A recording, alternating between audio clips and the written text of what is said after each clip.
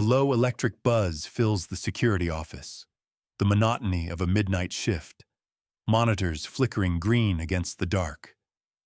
One agent leans back, yawning, tapping a pen in rhythm with the silent clock.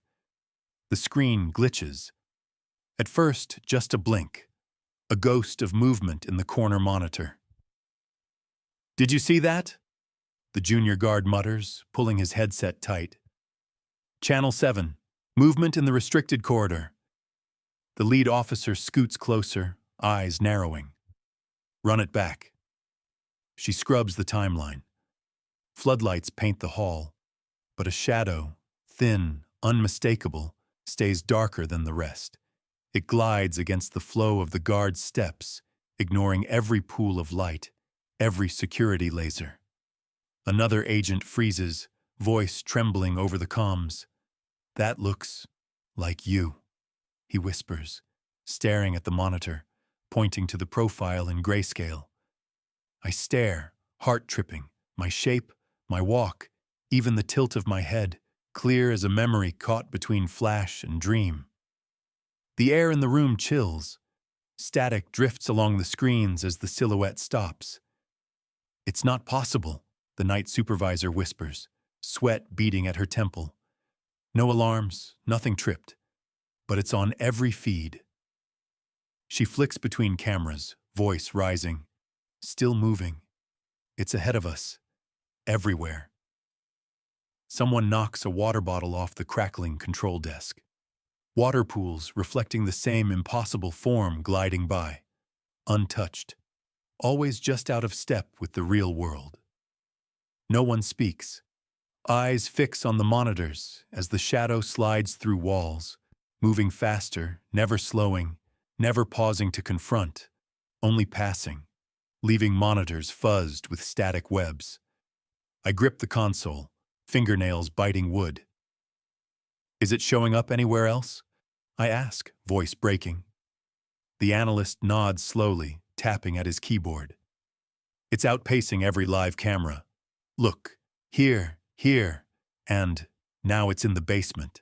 There's no clear cause, no entry, no exit, but it doesn't feel random." Anxious glances dart across the screens. For an instant, every monitor flashes with a cold ripple, a pattern, almost like a spiral, etched briefly in static before blurring out.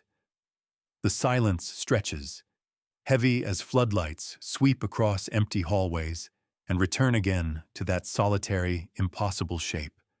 And then all at once, monitors go black. Someone kills the feed. Agents sit stunned, breathless, uneasy. The only sound left is the faint, pulsing hum coming from everywhere and nowhere, like the world itself has noticed something return and isn't sure whether to fear or welcome it.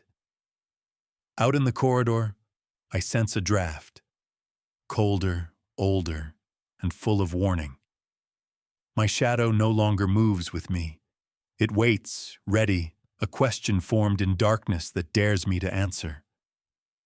What would you do if the secret you carried stepped out first, before you ever dared confess it belonged to you?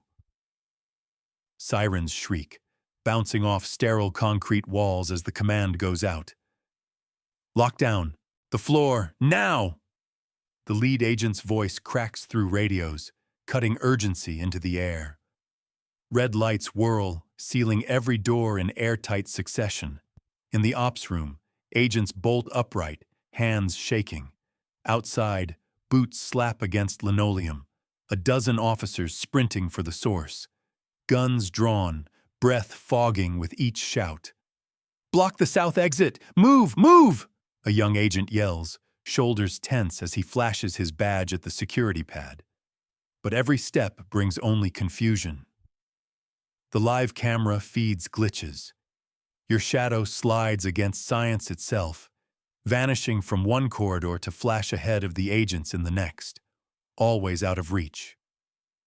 "It went left. Wait, no, control room now. How is it?" An older officer's voice fizzles, desperation in his tone. Breathing hard, another agent rounds the corner, stumbling when his flashlight beams through cold, empty air. There's nothing here, only the shop prints in the dust. He kneels, touching the ground, watching in shock as the prints fade before he can trace them. Radios crackle, then cut to static, every frequency useless. The squad leader barks, "Check in, report, hello?" But there's only white noise and the heart-pounding echo of retreating footsteps. In the main hall, a badge lies abandoned beside a still warm, calm earpiece. One agent backs toward the exit, whispering, "Back up, we need," before his words vanish with him. A cold draft sweeps through, silencing the alarms as if some presence just pressed its finger to every sound. Badge after badge clatters to the tiles, evidence of those who came and did not return. Inside the ops room, the remaining agents freeze as the monitors blink, flash, then show nothing. Only an empty, well-lit corridor and the faint, spinning dust where people once stood. The air hangs thick, electricity crawling on skin, the certainty that a force has passed through and chosen who stays, who leaves, and what secrets must remain. Out where the last cameras watch, a spiral forms in the wake, etched fleetingly in the dust, glowing blue beneath flickering fluorescence, reminding everyone, agent or outsider, that sometimes the first step into the unknown is never taken alone. The bunker's ceiling hums with tension. Rows of emergency lights and glowing screens fill the dark, windowless room where high-level officials huddle around a broad table. The footage loops again, grainy, unreal, your shadow gliding across federal camera feeds. A security chief pinches the bridge of his nose, voice brittle. "That's 3 agents gone in 5 minutes. Explain to me how a shadow walks through steel doors?" A cyber analyst scrubs the playback, eyes wide. It left a pattern. "Look, there." He taps the monitor, enhancing the image. A spiral, faint but freezing, etches itself on the tile as your outline passes. A scientist leans in, breath fogging the screen. That isn't an artifact. It's intentional. She glances up, worrying crawling over her expression. "Did we trigger something? Has your file ever shown this before?" Politicians and field operatives trade sharp, unsettled glances. Shoulders tense, the intelligence director stands. "This spiral's showing up tonight in Moscow, São Paulo, Pretoria. Same timestamp. It's coordinated, or it's more than we know how to track." He gestures at the glass wall. Blue frost forms a pale spiral right where his finger nears. A hush settles. You search for words, feeling the air thicken. "I never saw this before," you admit, voice low. "But I've seen this design in childhood, drawn in chalk by my grandmother. Stories about locks and warnings. Never step inside the spiral," she'd say. "I didn't think it meant anything." An advisor clicks their pen, frustration giving way to unease. Is this viral? Mythic? A contagion we can't screen for? Someone else mutters, or is it protection? Like a signal not just for us, but for what's outside. The senior agent leans forward, steely. None of this makes sense by protocol, but the whole world's watching now. He slides a file your way, face grave. You're at the center.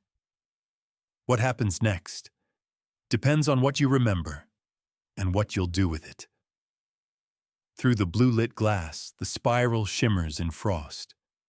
No longer only on the video, but in the space around you, demanding an answer as old as the stories you thought you'd forgotten. Spotlights flicker over the interrogation table as they pull the chair out for me. Metal scraping stone. Moonlight streaks across the window, picking out every old scar and fresh fingerprint. The room is tense, filled with faces that flicker between suspicion and awe. A psychologist lays a file in front of me, her voice careful. We've run every background check.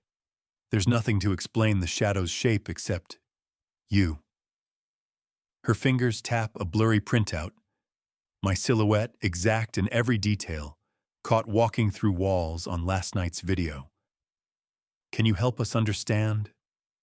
Where did this begin? I search memory's folds, unsure if I'm protecting myself or something larger. I always drew spirals as a kid, in the margins of books, on foggy windows. My grandmother would hum a song and tell me to leave chalk marks on the doorstep for luck, or maybe for warning. I assumed it was just family habit. A scientist flashes satellite images across another screen, spirals blooming in ice, in city lights, even traced in wind-blown sand. Why do these patterns follow you? He asks, struggling to hide both fascination and worry. My hands press unconsciously against the table. Moonlight glances off my wrist, revealing a pale spiral, faint, familiar, always there after certain dreams. When did you first know? I ask softly, unsure if the question is for me or for the agents. When did you realize some things move with you even if you never ask them to? The room hushes as the psychic consultant leans forward. There's a legend, she says, voice almost whispering. When crossroads awaken, someone always remembers before anyone else does. But memory comes with a cost, forgetting who you were in order to guard what you become. The old historian, fingers gnarled, slides a yellowed photograph across the table, a spiral traced in dust, a shadow at its center, decades older than I am. Do you recognize this child? Her eyes are gentle, but her grip is firm. A wave of exhaustion and something ancient settles on my shoulders. I think I do, but I don't know if the memory is mine or if it's waiting for the next person who needs it. A hush pulses in the air, every watcher uncertain if I am a secret, a signal, or a warning too late to heed. The outline of my hand glows faintly on the steel, spiral blooming in the dusk. A silent question lingers, unasked but thunderous. Are you chosen, or simply the first to remember? And when a mystery calls you by name, will you run, or finally turn and answer? A corridor deep beneath the command center pulses with unfamiliar energy. Step inside, a technician urges, guiding me into a room ringed with copper threads, ancient runes etched into the stone. I pause, feeling the salt grains grit beneath my shoes, protective lines drawn hastily before anyone dares enter. Around me, a circle of guardians assembles, a quantum physicist clutching an algorithmic slate, an Ojibwe shaman with smoked cedar, a priest murmuring in Latin, and an old rabbi fingering a pouch of earth. The lead officer scans my palm, the faint spiral glowing under blacklight. We're out of options, she confesses, voice brittle. They say only the oldest rites stand a chance now. The shaman's gaze is steady. Spirals warn us, yes, but sometimes they open gates. Are you sure this is yours to bear? I hesitate, then step to the room's center, salt prickling through my soles. The physicist scripts a circle of digital sigils that hover and hum gold, pulsing with lines of code folded into ancient Hebrew. The priest shakes blessed water in a slow arc, muttering keys to the unseen. Chanting rises, voices braiding languages no longer taught in schools, words feeling both forbidden and familiar in my bones. Each guardian's vision flickers into the ritual. The shaman closes his eyes, describing a flicker of northern lights and a woman clothed in raven feathers, whispering warnings at a river's edge. The physicist shudders, seeing equations burn and reform, numbers bending toward zero, all risk, no control. The priest, sweat beading on his brow, grips a brass cross as shadows crowd the corners, cold breath shaking his chant. The rabbi sobs once and whispers, "There's a gatekeeper. It recognizes your mark." Static jumps from the floor to my wrist, spirals etching blue on my forearm. The salt sizzles. A deep surge cuts the lights. Holograms burn, prayers twist to a hush. For a breathless beat, everything is black, save for a gold sigil spinning above my head. As the room flickers back to normal, the guardians stagger, some trembling, some changed. I kneel, heart pounding, noticing a single blue feather left at my feet. "Are we safer?" the lead officer asks, unsure whether to believe or fear. All I can do is press the sigil to my chest and rise. The next step can't be unseen. Ritual didn't banish the shadow. But for now, it waits, marking each of us with a secret that hums just beneath the skin, patient and never truly gone. A low buzz spreads through newsrooms and embassy offices before sunrise. My image, distorted but clear, now walks on screens in Beijing, Johannesburg, and Rio. In China, security teams scramble as a lone shadow slips through government archives. Red lanterns bloom everywhere, hung from windows and gates to shield homes. An old caretaker mutters, "Ward off evil, welcome truth," as she presses her palm over a blue seal painted hastily on the entrance. In South Africa, word flies through the township. "The spiral is back," whispers a tribal elder, drumming softly beneath a jacaranda tree as sand shadows curl in ghostly patterns. Officials ink blue spirals onto their hands at the urging of local healers. Protection practiced since before the mines came. "This is bigger than new tech," says a young police officer, tracing old stories into the dusk. "It's ancestral. The wind. Did you feel it shift last night?" Brazil's presidential palace glows under city lights, yet on the favela rooftops, neighbors keep silent vigil. "No one speaks its name aloud," says Maria, drawing a blue X near her door. In the city center, priests burn white candles in an empty cathedral, the spiral reflected in puddles at the church's threshold. Samba players add new drum beats, weaving old rhythms into urgent prayers. News spreads online. Each culture responds differently. In Beijing, warding lanterns swing and university students inscribe spiral motifs in chalk. South African neighborhoods drum together at noon for luck and strength. In Brazil, mass prayer sweeps from city squares to riverbanks, all eyes drawn to the glowing spiral seen now in clouds, in glass, in quick shadows flickering at the edge of sight. Everywhere, fear and hope share the stage. Some see the shadow as a warning, others as protection awakened after centuries asleep.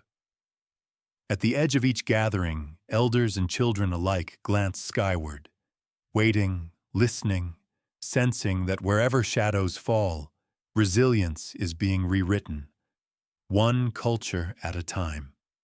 Late one evening, a row of kitchen lights flickers as a teenage girl rushes into the hall. "Mom, there was someone in the backyard." "No, not someone. A shadow, but it looked straight at me." Across the world, a boy in Tunisia wakes screaming, "Don't let the spiral touch you." His grandmother hushes him, tracing a blue symbol on his headboard, eyes wide. On a Johannesburg bus, two elders exchange glances as their driver slams the brakes. A spiral forms in the fog on the window, then dissolves. "Did you see that?" the elder whispers, clutching a prayer bead. "We were always told that sign meant rescue, or sometimes a warning just in time." His neighbor nods, silent and shaken. Stories flood online groups and town squares. In Sao Paulo, a street vendor describes being pulled away from an oncoming car, later realizing no one else was near her but a flash of blue shadow by her feet. A skeptic in Berlin posts a video.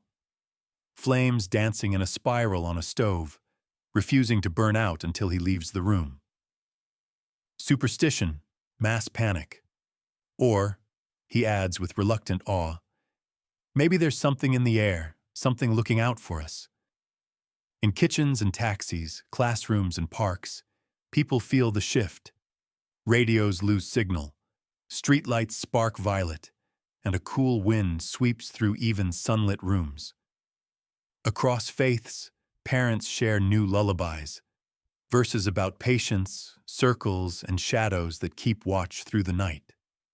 Some, bewildered but hopeful, describe being rescued from danger or remembering old secrets in a single flash, always as the spiral appears. A community minister in Louisiana addresses her congregation. These aren't just stories. Some hand, some force is reaching through. Maybe it's warning, maybe it's a promise. The only thing certain is we are not alone in what is happening now. Everywhere, forums fill with accounts both miraculous and mysterious. Some find new courage. Others sleep with a light on. Nobody remains untouched. The legend grows as the question circles every heart. If a shadow saved you, would you trust it or turn away in fear? What would you do with a warning disguised as a gift? Flashlight beams scatter as I step into the low stone vault, breath sharp with dust and old secrets. The agent guiding me runs fingers over a rusted latch before pushing open a heavy door. "We keep the oldest records here," she whispers, the echo faint against stone. Some files aren't meant for digital, too strange, too close to myth. The air shivers as we enter. Papers yellowed with age, photographs faded to near silence, and carved artifacts line narrow shelves, each labeled in handwriting from other eras. In the far corner, a forgotten agent, uniform rumpled, pries open a box. "Look at this," she murmurs, holding up a crumbling scroll, its surface marked with a spiral like the one seen in last night's videos, only scorched deeper, blackened by time.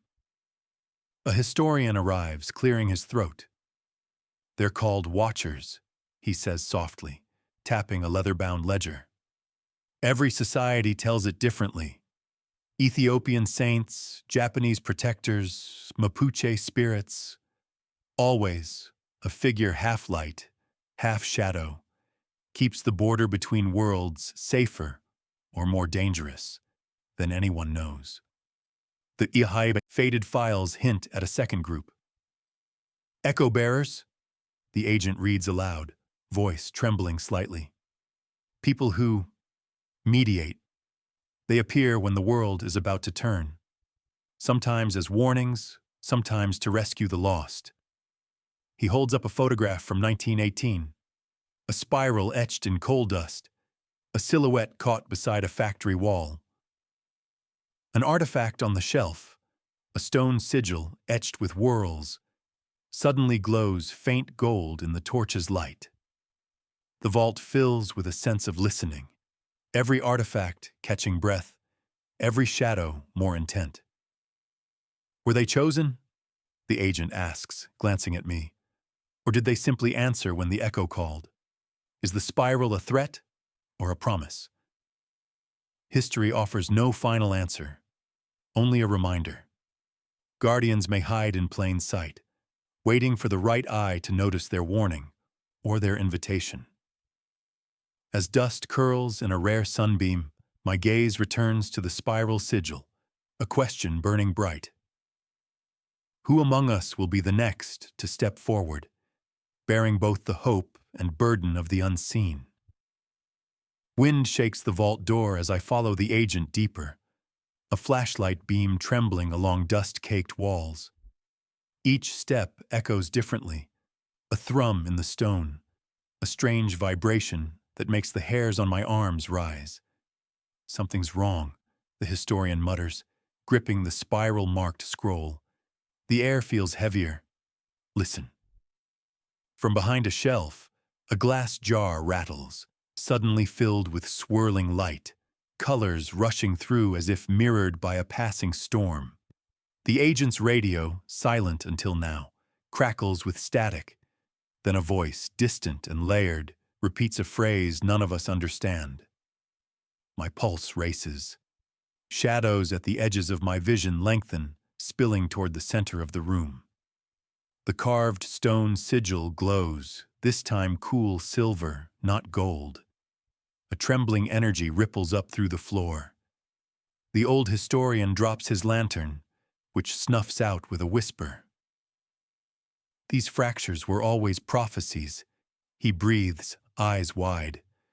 When boundaries thin, both memory and darkness seep through. In his trembling hand, the spiral on the scroll pulses brighter, throwing sharp lines of light against the ceiling, a mosaic spiderwebs above our heads, new cracks forming in the old stone, splitting the space with geometric precision. Do you feel it? The agent asks me, face pale, voice steadier than their shaking hands. I nod, swallowing dry fear. It's like the world is breathing through us. On the edge of hearing, animal sounds echo, dogs barking where there are none, birds wheeling in impossible night, thunder rolling with no storm, the earth itself humming below bare feet. One shadow, almost a twin, stands at the far end of the vault, watching, not threatening, just present. Others around us can't see, but I know it's waiting, assessing, weighing what deserves to cross. For a heartbeat, it seems to beckon, spirals flickering in air and light. Then it blurs as a surge, pulses through every artifact and document in the room. I steady myself against the shelf. The sigil's glow fades, the dust swirls back to earth, and the thin wall between worlds feels thinner than ever, fractured, but not yet broken beyond hope. As I turn to leave, the historian presses the scroll into my hands. You saw what I saw. Remember this moment, when the Watchers awoke, and every answer meant risking 100 new questions. Sometimes, the lesson isn't how to shut the door, but how to greet what walks through it with courage and wonder. The fracture lingers, promise and peril woven together, watching to see who is brave enough to cross and who still listens for secrets on the far side of the world.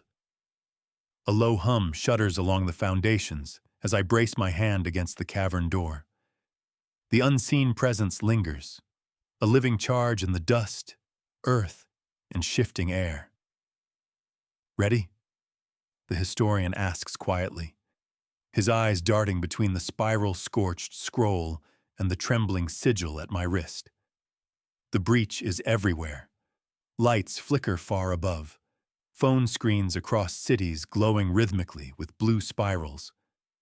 Outside, thunder rumbles with no storm, animals whine, birds swirl in midnight patterns, and somewhere, a streetlight flickers to gold before shattering. Is it only here? The agent asks me, voice tight. Or is every line in the world as thin tonight as this one? I close my eyes. Beneath my soles, the floor vibrates, Earth's hidden pulse, echoing the rise and fall of cosmic tides.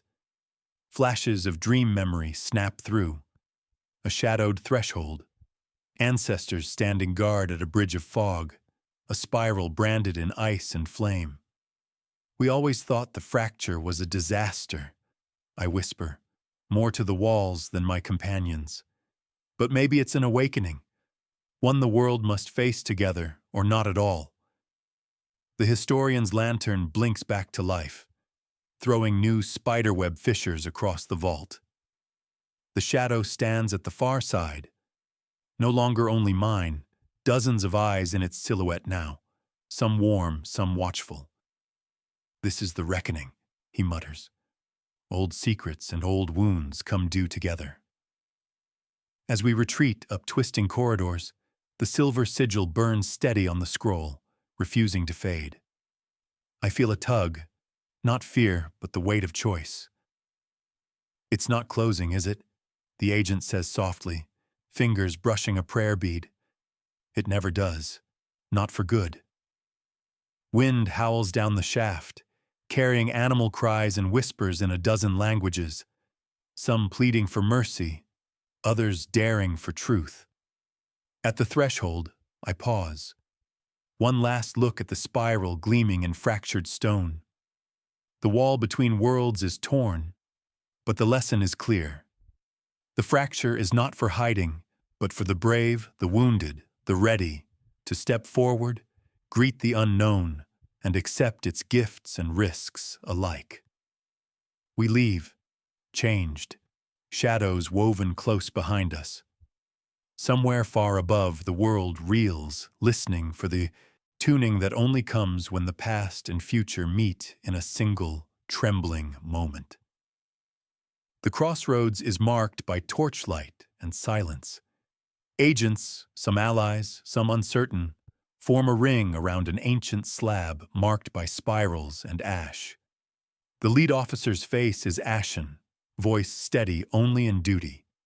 This is the hour. If the spiral must guide us, let wisdom, not fear, choose.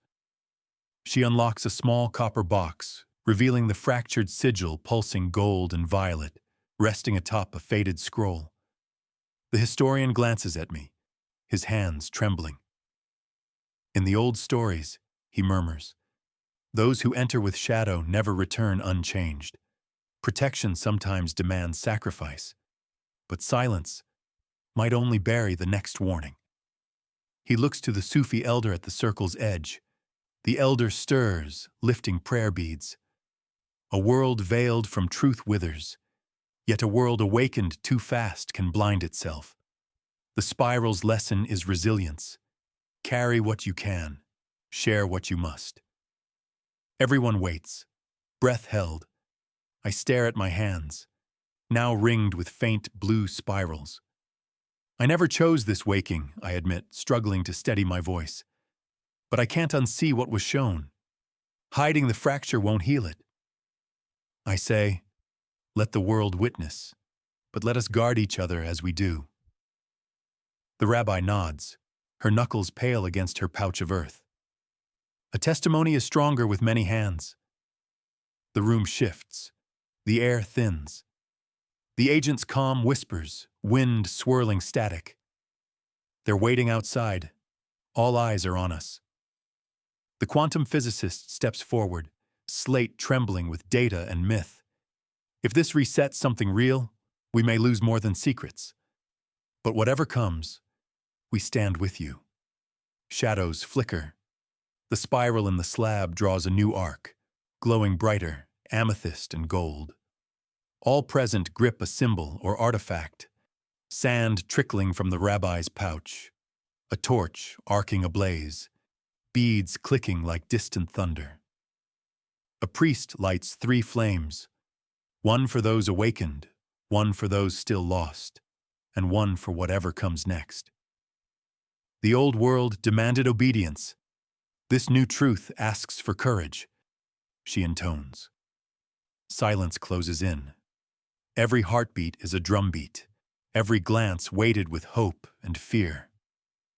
I step forward and place the fractured sigil at the center. Let truth cut through, I say, voice clearer with each word. Let us shield not with ignorance, but with trust and open hands.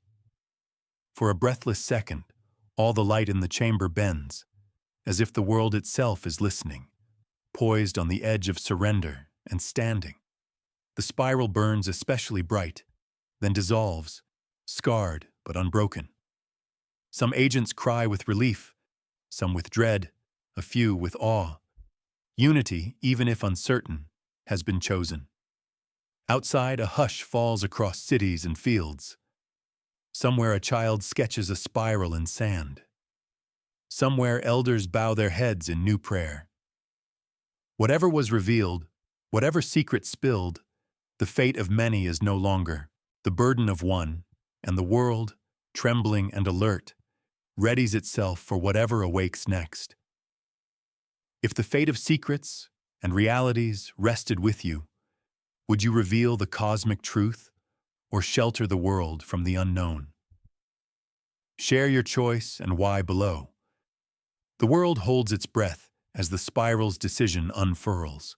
Every screen lights up at once, the shadowed spiral spinning, huge, in midnight sky above cities and quiet fields alike. Masses gather in plazas, temples, homes. Some bow their heads, others stand in awe as auroras ribbon across the horizon. Meditators close their eyes, sensing a pulse in the air that threads through every open heart and guarded mind.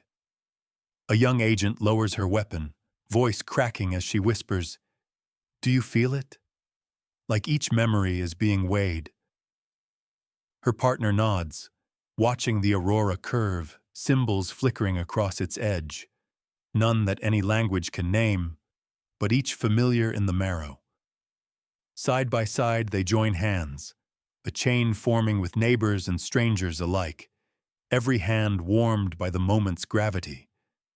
Chants rise in city squares, some echoing Buddhist mantras, some old West African rhythms, others a silent hush that binds the crowd together.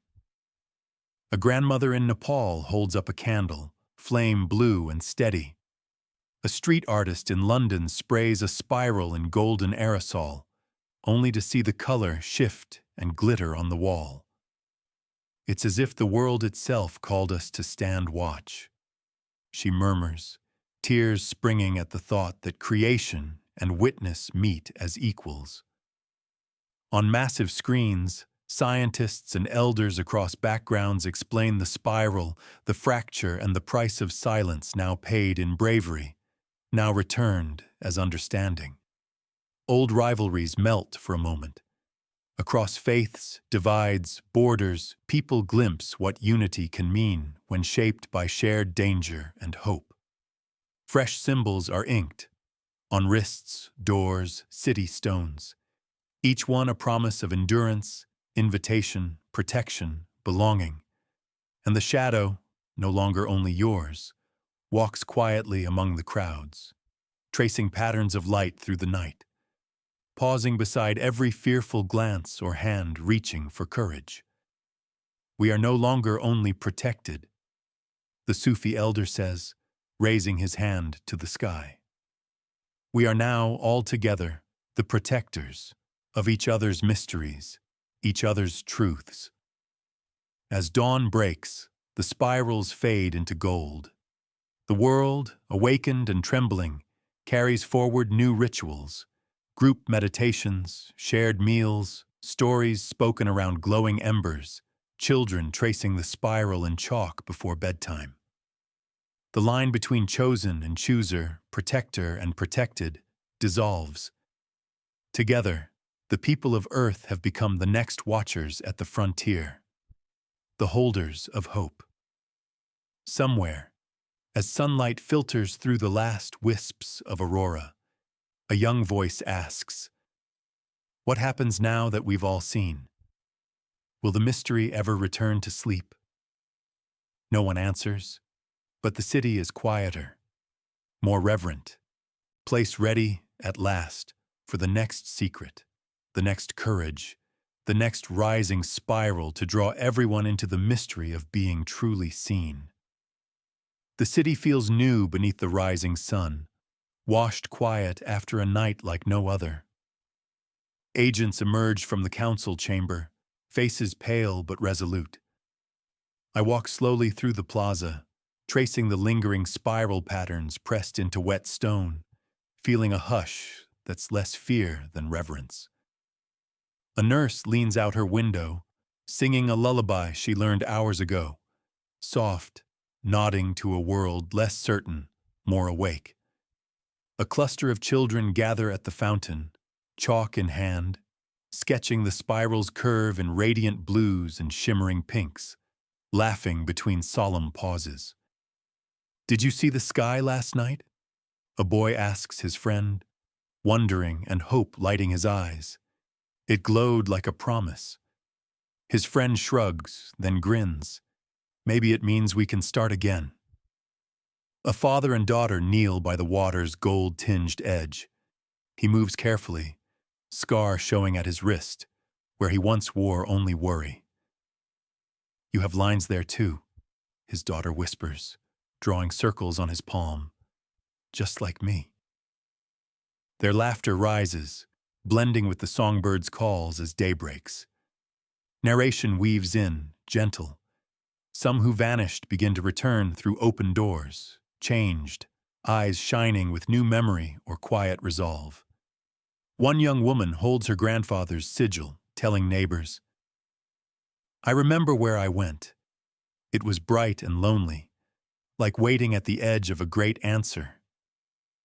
An elder, voice weary, teaches new rites outside his shop, lighting candles in spiral clusters for luck, loss, and gratitude.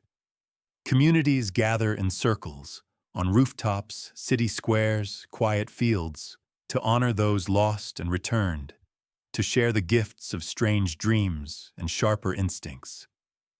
Agents exchange notes, not just of security now, but of trust, watching for signs, listening for calls only the resilient can hear.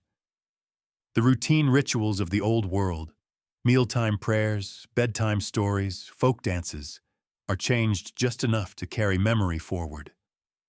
In a field where conflict once raged, children ran, their laughter drawing a truce that neither flag nor treaty had managed before.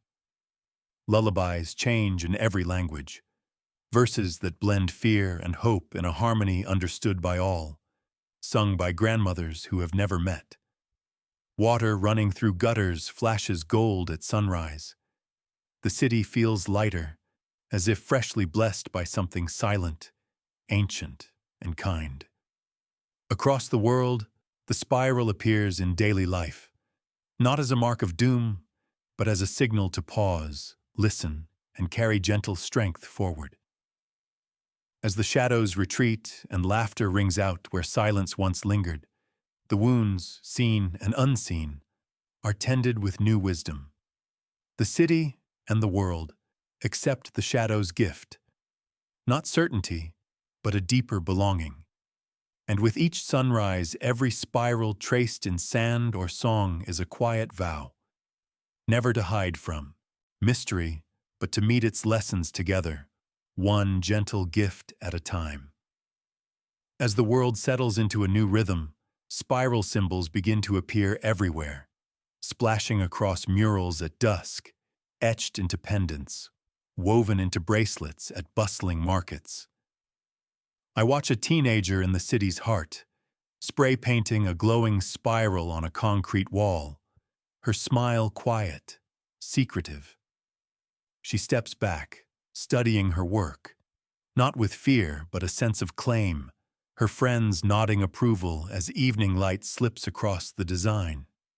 In alleyways, elders offer stories to children, tracing the spiral's path in flower on bakery windows, teaching the youngest to spot the sign in puddles, in cloud rings, or the swirl of their morning tea.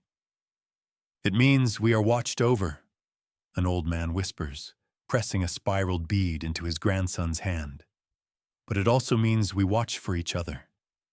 No one walks this world alone, not after what's happened." Narration drifts through. New keepers rise, woven from every background. Urban dreamers, rural healers, digital scribes. They share bits of the legend online and in gatherings, forming a quiet new network not for fear, but shared belonging. Spiral jewelry passes from hand to hand. Graffiti glows under streetlights. And now, even in forgotten places, someone always notices. A toddler dragging her fingers in a swirl across spilled milk. A college student sewing a spiral patch to his backpack. This is not a story of warning alone. It's a promise. Each spiral marks a place where loss or rescue became legacy, where those who vanished returned carrying something unspoken, a wisdom, a spark. The spiral endures as both cipher and beacon, call and response, challenge and vow. No matter how ordinary life returns to seem, the world feels quietly different. Eyes linger longer on the hidden beautiful, laughter surfaces where silence once reigned, and the question behind every spiral, who will carry the story next, reminds everyone that protection is no longer the work of shadows alone, but of every heart willing to keep the promise. As moonlight fades over the rooftops, the city rests quiet. Yet the spiral's story and its watchers remain wide awake. I stand at the edge of the old plaza, breath rising in the chill, hand tracing the pendant tucked close to my heart. The world feels as if it's listening, a wind curling softly around corners, a chime sounding from a distant garden, the faintest shimmer of blue against a wall where dawn has yet to arrive. I hear voices within the hush, whispers carried by the echo of questions not yet answered. "Will you watch with me?" asks a child, spinning a spiral into damp sand at her feet. "What if it chooses you next?" An elder wonders, eyes fixed on the rising sun. My own shadow lingers a fraction behind, moving almost on its own, as if both guide and test. Never threatening, only reminding, you are part of this story now. Narration drifts, gentle and filled with awe.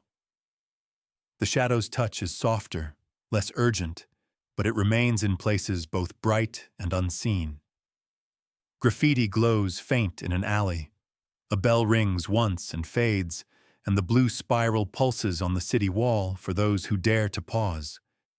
Every day is marked by a chance to listen, at a window, in a song, beside a friend, ready for another to step forward, to bear the spiral, and to keep the hope alive for everyone who ever wondered what waits just past fear. Somewhere, in the stillness before morning, I close my eyes and whisper gratitude for the mystery, the blessing in every question, the trust that tomorrow too will offer a choice to walk with courage or to watch for the next echo. If this journey inspired you, subscribe for more cosmic mysteries and tell us, when have you faced the unknown and found a gift hidden in fear?